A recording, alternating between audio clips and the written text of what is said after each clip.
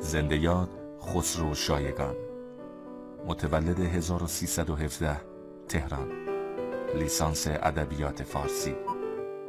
از سال 1334 به بازی در تئاتر پرداخت و در اواخر دهه 30 به حرفه دوبله دعوت شد که خیلی زود توانست جایگاهی مناسب در این حرفه به دست آورد.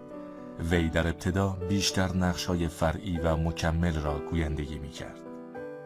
در اوایل دهه 40 به مدیریت دوبلاژ نیز پرداخت که آثار بسیاری را از خود به جای گذاشت و همچنین تعدادی از سریال‌های تلویزیونی را مدیریت و گویندگی کرد که از آن جمله سری فیلم‌های دیدی از کارهای ماندگار وی میباشد.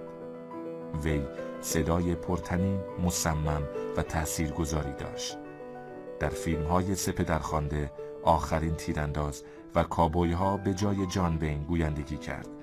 خسرو شایگان در سال 1387 درگذشت، ولی صدا و آثارش برای همیشه در یادها باقی خواهد ماند. کثیف بودنمون در واقع مجازاتیه که باتریا به خاطر تلاش‌های فرارمون تعیین کرده. خود تلاشمون ازمون گرفته، آب دوشمون رو قطع کرده. نه اونیفرم نوبهمون میده نه وسایل صلیب سرخو. جیره غذاییمون هم نصف کرده، ولی نمیتونه ما رو از پا در بیاره، چون ما در هر صورت برای فرار تلاش میکنیم. حتی حالا که جنگ داره بر وفق مراد ما پیش میره؟ پیشنهاد میکنید دست بکشیم و برای فرار سعی نکنیم؟ دیگه از اینجور راه اومدن خسته شدم. یا یواشتر میرین و با من حرف میزنین، یا از دست میارمتون پایین و اون پوست با ارزشتون رو زخمی میکنم. شما یه دفعه هم کر شدین هم لال آقای بس.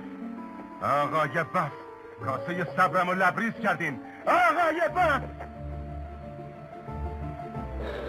یه عرابه رو پشترم اونجاست.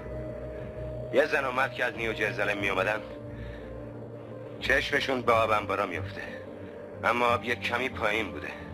شوهره اینقدر عقلش نرسیده که بره ته چاه و یک کمی چاهو گودتر کنه. میشینه تو گاری و منتظر میشه آب چاه بیاد بالا، اما خبری نمیشه. بازم به فکرش نمیرسه که بیلو برداره بره ته چاه، یا تیکه دینامیت میندازه ته چاه که آبو زیادتر کنه. دینامیت کارو خراب میکنه. فقط تعجبیه که چرا خودش تیکه تیکه نمیشه. کاش که شده بود، ولی نشد. فقط آب این محل رو برای همیشه خشک کرده. من نمیدونم، ولی قبول دارم که اگه بتونیم این کارو بکنیم داستان جالبی میشه. کی باید این نقشو بازی کنه؟ تو. من؟ خب چه عیبی داره؟ راستشو بخوای فکر عجیب و غریبیه، ولی شاید به همین دلیل دارم وسوسه میشم. تصمیم گرفتم شما رو در جریان یک راز بگذارم که به دلایلی خواهید فهمید حالا اشخاص خیلی کمی از اون خبر داردن. اون وقت خودتون متوجه خواهید شد که من کی هستم و چی کارم. من سالها پیش برای سازمان CIA کار میکردم.